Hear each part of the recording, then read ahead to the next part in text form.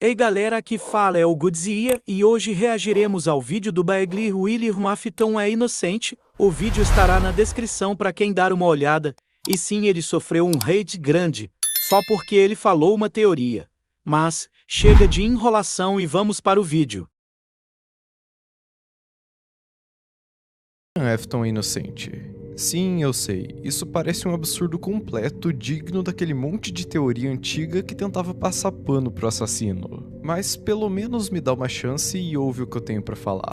O meu ponto aqui é que nunca é mencionado claramente que foi o William Afton que matou as crianças. O pessoal só supôs que é ele por ser mais conveniente. Não, cara, mas tipo assim, o William Afton, tá? Lá no. Tá? Ele tá falando, na verdade, é do DCI, tá, galera? Eu vi lá um vídeo lá do Corey, e na verdade esse vídeo ele que tá falando é do DCI, até mesmo ele mudou o título do vídeo pra Journal em vez de William Afton. Até que lá no Twitter os caras tava cancelando, como sempre no Twitter, os caras tava cancelando o cara só que ele postou esse vídeo. Mas, galera, ele tá falando do DCI. Pra quem não sabe o que é o DCI, tá? Eu até me expliquei lá no vídeo antigo, né? Até me expliquei lá no vídeo antigo lá do... Né? De que o William Afton... porque o William Afton, ele matou as crianças. Lá naquele vídeo eu falei sobre o que é o DCI. Basicamente, claro que eu não sei se falei certo. Mas o DCI basicamente é um MCI, só que do FNAF 2. Que basicamente o William Afton vai lá... Pega o traje do Fredbear e passa a faca nas outras crianças ali e coloca elas nos toys, tirando a Puft, que na verdade foi a primeira vítima do William Afton. Mas na verdade, tá? Ele tá falando do DCI, tá, galera? Não vem aqui falar, ele tá falando do MCI. Não, ele tá falando do DCI, tá? Do FNAF 2, tá?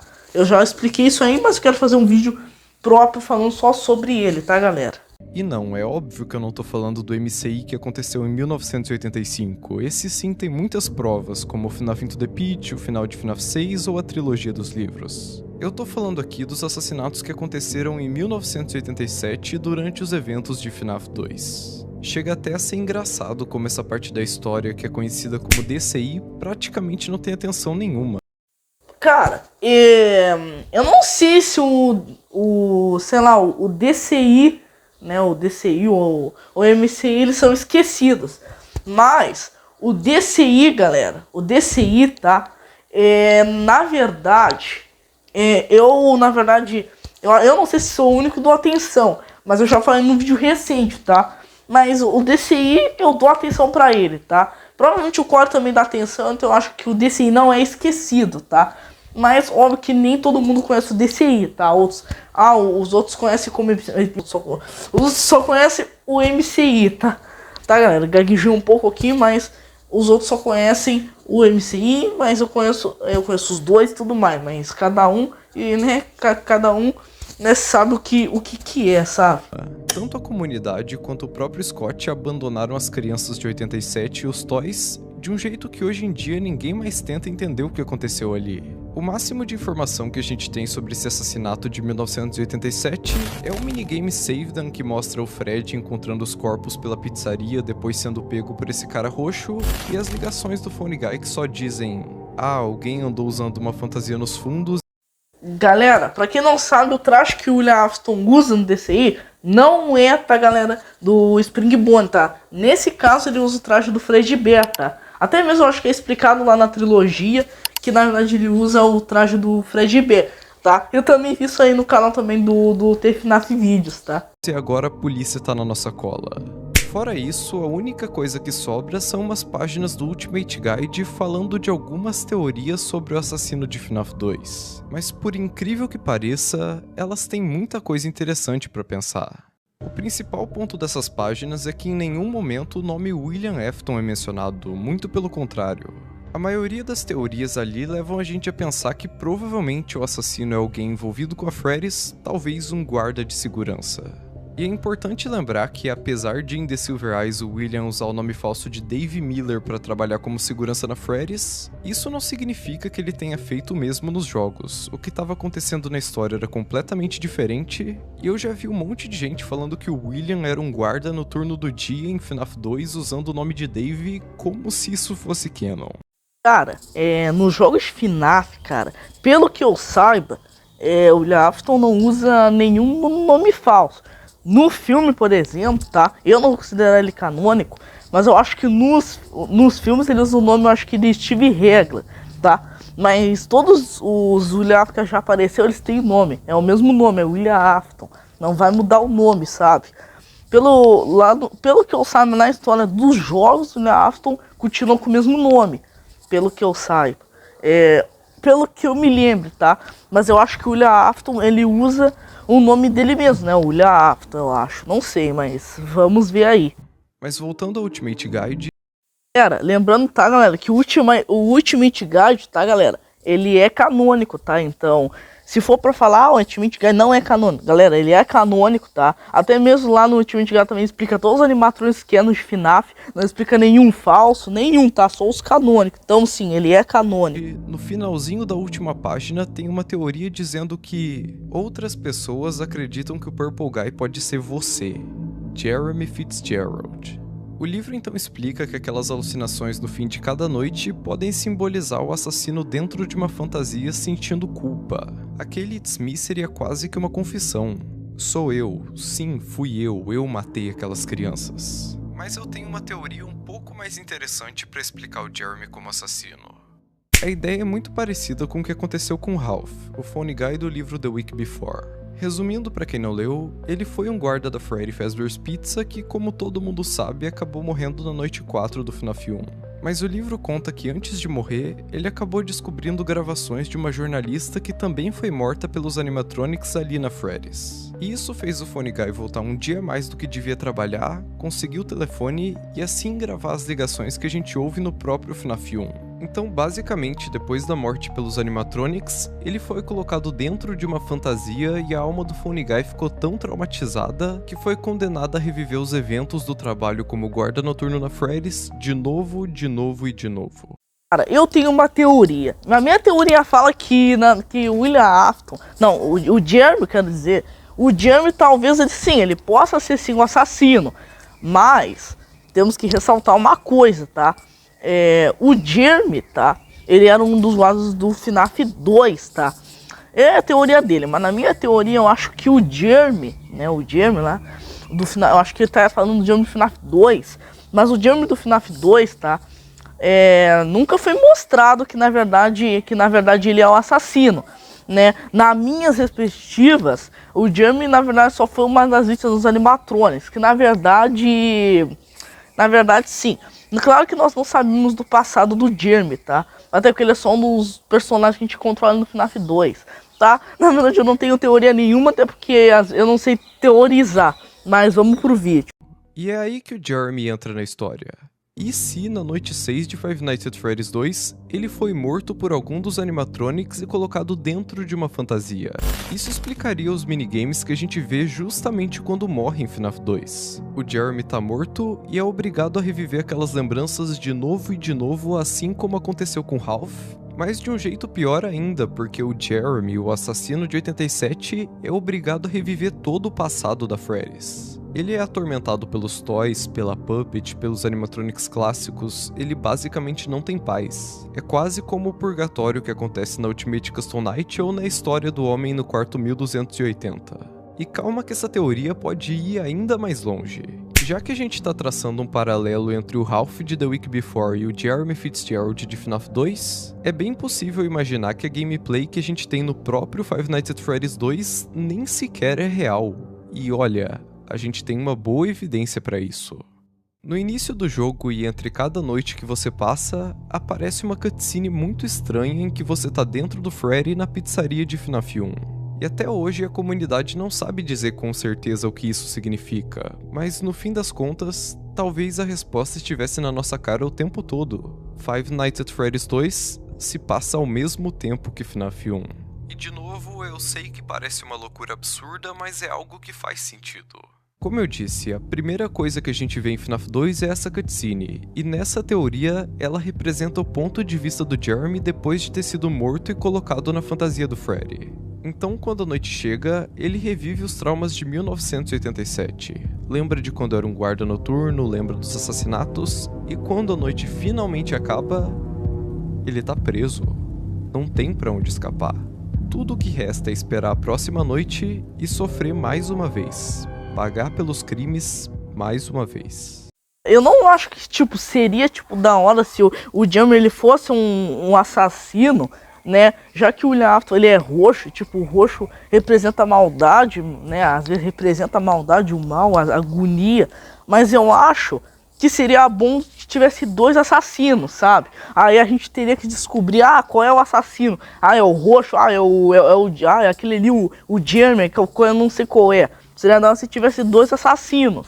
Assim ficaria mais fácil, sabe? Mas, né? Mas agora talvez você esteja pensando, ok, muito bonitinha sua teoria, mas não tem como o Jeremy ter sido morto e colocado numa fantasia, já que ele foi movido pro turno do dia e acabou sofrendo a mordida de 87. Tanto que quem assume a vaga na noite 7 é o Fritz Smith. O problema é que isso também é só uma teoria. Tá bom que faz bastante sentido, mas ainda assim é uma teoria. Nada impede da mordida de 87 ter sido feita em uma criança da festa de aniversário, ou talvez até em um adulto qualquer, já que, segundo o Funny Guy, os toys começaram a agir estranho com os adultos. E a real é que, se for longe o suficiente nessa teoria, dá até para pensar que o Fritz Smith nem sequer existiu. Com a brecha que FNAF abriu recentemente na história do Ralph, esse tipo de coisa pode muito bem acontecer. Talvez Fritz Smith... Cara, é impossível o Jeremy não existir. Até porque lá quando a gente ganha, tipo, uma noite lá no FNAF 2, tipo, a gente zera todas as noites, tipo, aparece ali o cheque mostrando o nome Jeremy Fitzgerald. Impossível, cara, impossível. Impossível, cara. Mas é a teoria dele, né? Smith, o guarda tão misterioso que muita gente pensava até ser o Michael Afton com nome falso, pode simplesmente ser coisa da cabeça do Jeremy. E sim, pode ser que seja ir longe demais pensar assim. É muito mais confortável simplesmente acreditar que foi o William Afton. O Homem de Roxo tá lá e é isso.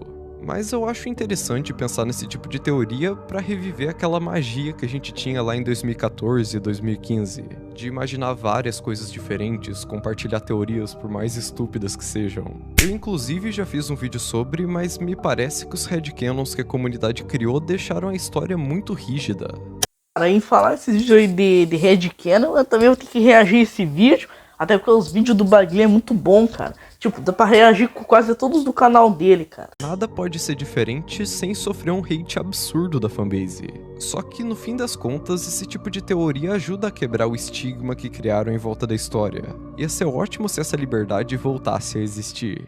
E falando em liberdade, essa teoria do assassino de 87 ser outra pessoa como Jeremy Fitzgerald abre margem para várias outras teorias que podem mudar completamente a timeline que a gente conhece, como por exemplo a teoria de que em 1987 o William Afton já estava morto, por isso ele não podia ser o assassino. Essa teoria é baseada em 3 minigames dos FNAFs 2 e 3, o Foxy Go Go Go, o Save Them e o Follow Me. Começando pelos de FNAF 2, Foxy Go Go Go muito provavelmente retrata o MCI de 1985 feito pelo próprio William Afton, e Save Them retrata o DCI de 1987, no caso da teoria feito por outro assassino. O ponto aqui é que claramente são 2 pizzarias diferentes, até porque a enseada pirata onde Foxy fica nem existe no FNAF 2. E também é muito interessante notar que são 2 sprites diferentes do assassino, o que até já foi considerado coincidência, escolha artística do Scott ou qualquer outra coisa do tipo. Só que por algum motivo, nos 2 assassinatos que a gente tem confirmação de serem obra do William, no caso 1985 no minigame Foxy Go Go Go e 1983 no minigame Take the Cake to the Children, é usado esse sprite aqui que é conhecido como Pink Guy. Já o outro sprite diferente, conhecido como Purple Guy, só aparece justo nos assassinatos de 1987, em que a gente não tem confirmação de quem foi. Será que foi tão coincidência assim?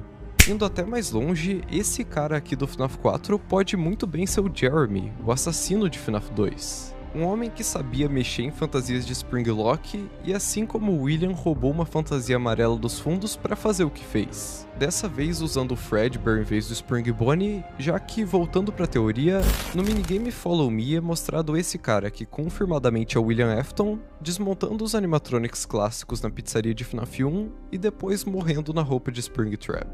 Ué, mas então a nossa teoria acaba aqui. Se é a pizzaria do FNAF 1 depois de fechar e esse jogo se passa depois do segundo, talvez em 1993, não tem como William Afton ter morrido antes de 87, certo? Então, isso até seria verdade, só que mais uma vez The Week Before entra na história e muda tudo. Na página 78, o Funny Guy vai até um salão de festas para limpar o lugar, e a descrição do livro nesse momento é a seguinte: também é política da empresa ter um segurança em cada sala enquanto um animatrônico estiver presente. Uma tarefa que você já executou com frequência. Mas claro, isso foi antes do restaurante fechar. Desde que ele reabriu, essas salas não foram mais necessárias. Depois o Ralph, olhando para o salão de festas, sorri e relembra os bons tempos. Isso definitivamente muda tudo. The Week Before prova que aquele restaurante do FNAF 1 nada mais é do que o mesmo restaurante que fechou em 85 depois dos assassinatos. Cara, o restaurante do FNAF 1, tá, galera? Ele foi aberto em 1988, tá? Aí lá em 1985, né, que nada tinha acontecido no MC, em outra pizzaria. Aí, como os animatrônicos do FNAF 1, né, eles estavam possuídos. Aí, lá em 1993, né, um guarda noturno meio que trabalha lá, depois que tinha acontecido, né, que descobriu que os animatrônicos estavam com um cheiro horrível. Aí, né, lá em 1993, né, o Michael trabalha lá e tudo mais, né, e acontece a história do FNAF 1, né. E aí a nossa teoria começa a se encaixar de um jeito absurdo. Recapitulando aqui para ficar claro. Em 1985, William Afton faz o MCI e esconde os corpos dos animatronics. Um tempo se passa e os funcionários da Freddy's percebem que eles estão agindo estranho e o assassino descobre que eles estão possuídos. Por isso, o restaurante fecha, é abandonado e então em algum momento William volta lá e destrói os animatronics, transformando eles nos Withered. Até porque nunca deu pra engolir o papo de que eles envelheceram ou tiveram peças usadas. Na moral, olha o que aconteceu com esse Bonnie. E nessa de destruir os animatronics, como a gente sabe, o William morre e é selado na sala dos fundos. Depois disso, a Freddy's reabre em 87 no FNAF 2, trazendo tudo o que sobrou do antigo restaurante menos o Springtrap. O Jeremy então mata as crianças, é morto por algum dos animatronics e é colocado dentro da fantasia do Freddy, sendo condenado a ficar ali preso, revivendo todo o sofrimento do passado. Basicamente é essa teoria e muita ênfase na palavra teoria, eu não tô confirmando nada. Tanto que ia ser muito legal se você discorda ou tem alguma coisa pra acrescentar, que você comente os seus pontos aí embaixo, eu tenho certeza que vai dar uma discussão muito interessante. Só lembra de usar como base o que aparece nos jogos ou nos livros canon como The Week Before. Se for falar de alguma teoria diferente, um headcanon ou até um livro que a gente ainda não sabe se faz parte da história principal, é bom deixar bem claro porque evita muita confusão com o pessoal. Mas é isso, foi bem interessante tentar reviver esse sentimento da boa época de FNAF. Adeus. Lembra-se, é só uma teoria.